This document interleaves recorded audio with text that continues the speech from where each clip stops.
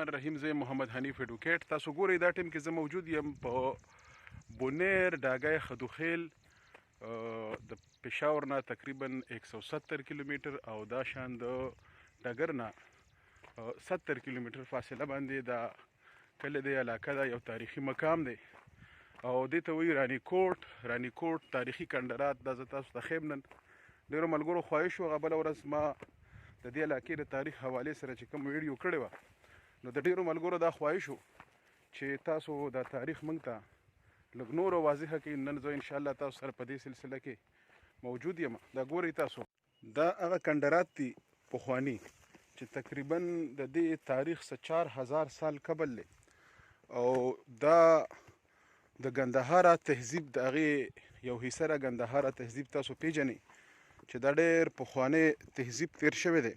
د دې آثار په تخبایه کې دغه شان په ټیکسلا کې دا شان په پېښور کې مختلف ځایونو کې دا کنډرات دي.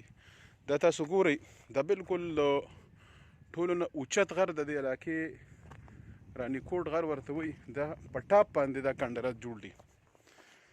دا تاسو وینئ دا مختلف کنډرات دي خو تر اوسه پورې د حکومتي نظرونو نه د آرکیالوجیکل ډپارټمنټ د هغې نه دا پټ دي. رانی کوټ رانی وایي ملکې ته او کوټ وایي کلی علاقه.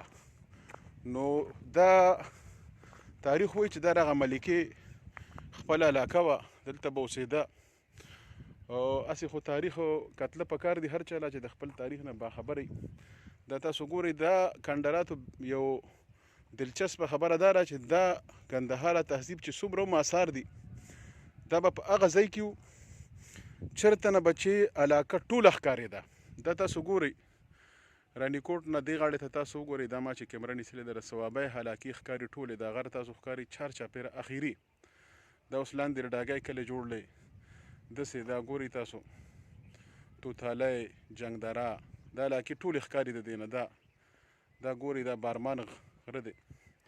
نو دا د دې علاقې غټ د خلکو د اوسېدو لویه وجه دا وه چې داسې ځای باندې به دوی اوسېدلو چې هلته به نه به سیکورټي لحاظ سره به هم صحیح وه. دا ګورئ دلته پکې خلکو کودایانې کړي دي مختلف. دا کته پکې کویې دی غالبا او په ښکته لوی غار دی. دا خو چونکې دې ټایم کې یوازې به ډېر خوفناک صورتحال دی. دا ګورئ دا تاسو هغه کوټې دي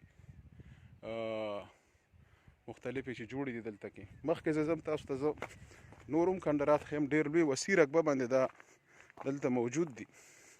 دا ګورئ تاسو کودایانې پکې خلکو کړي دي چا پکې د بوتانو رایستو لپاره مجسمو رایستو لپاره او چا پکې د پخوانی چې کومې هغه سکې دي یا نوادرات دي د هغې دپاره او مختلف خلکو پکې ډېر ټایم سره پرایویټ خلکو کودایي کړي دي. خو بهرحال دا تاسو وګورئ دا پورې چې کم تاسو ته ښکاري دا بالکل د رانی کوټ د دې غر اخیري ټاپ دی او دې ټاپ باندې به ملکه ناسته وه او د دې ټولې علاقې نظاره به یې کوله. لہذا زما د خپل علاقې نوجوانانو ته ځوانانو ته درخواست دی چې خپل تاریخ نه بې خبره کېږئ مه بې غوره کېږئ مه. د دې دنیا خپل یو تاریخ دی د هرې علاقې خپل یو تاریخ دی. پکار دا ده چې موږ د خپل تاریخ نه باخبره یو. دا د سحر ټایم دی سحر ټایم کې راوتلل دا د انسان د صحت دپاره هم ښي د ډېرو بیمارو نه او د ډېر ټینشنونو نه او د ډېرو پریشانونو نه به بچ شي او د خپل کلچر نه هم باخبره یې. دا ګورئ تاسو دا کنډرات تاسو ګورئ عجیبه طرز تعمیرو د هغه خلکو چې د غر په سر باندې به دا دومره ستړې هغې کوله. دا تاسو ګورئ هغه زرګونو کاله مخکې هغه آثار اوس هم موجود دي خو چونکې د دې پوره تحقیق پکار دی په دې کې دننه ډېر پټ لوی تاریخ پروت دی پټې خزانې دي پکې او آرکیالوجیکل ډپارټمنټ دا ذمهداري ده چې د دې معلوماتو کې بله خبره دا ده چې کومې علاقې داسې غټ تاریخ لري نو د هغه علاقو د ترقۍ دپاره دې هم څه نه څه سوچ وکړي. دا داسې کلي دي چې یو بل سره ډېر په مختصر فاصلو باندې دي. صوابی مردان بونیر دا بالکل یو بل سره اډجسنټ دي خو تر اوسه پورې د بنیادي سهولیاتو نه محروم دي. نو که چېرته د حکومت په نظر کې دا ځایونه راله نو بیا د هغه ډپارټمنټ خپل فنډز به کم از کم په دې باندې لګي.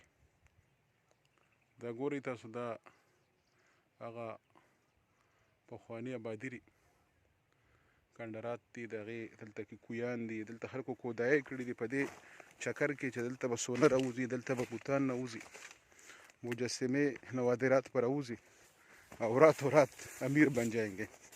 خو بهرحال دا پته خو نه لګي چې څوک پکې مالداره شوي دي نه دي. بهرحال دا کم از کم یو تاریخ دی چې موږ ته خبر شو. دا وګورئ تاسو دا علاقه ټوله د دې نه لاندې ښکاري، تاسو دا ووینئ. دا زه مخکې تاسو ته ښیم، دلته چې لږ شان مخکې راشئ لږ نور کنډرات دي، هغه تاسو وګورئ.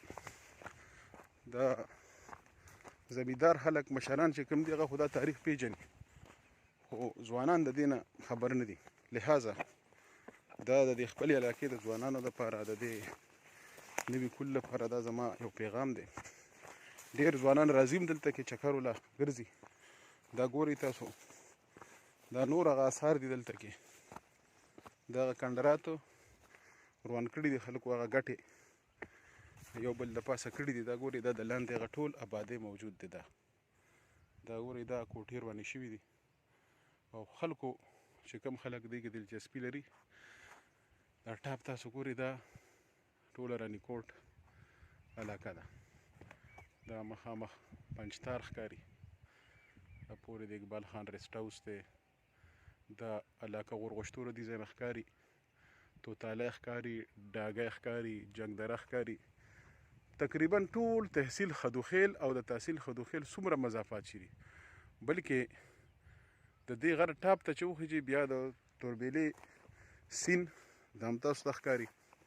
نو لہذا تاریخي مقام دی، ټول خلکو له پکار دي چې دا راشي او دا وویني. مهرباني.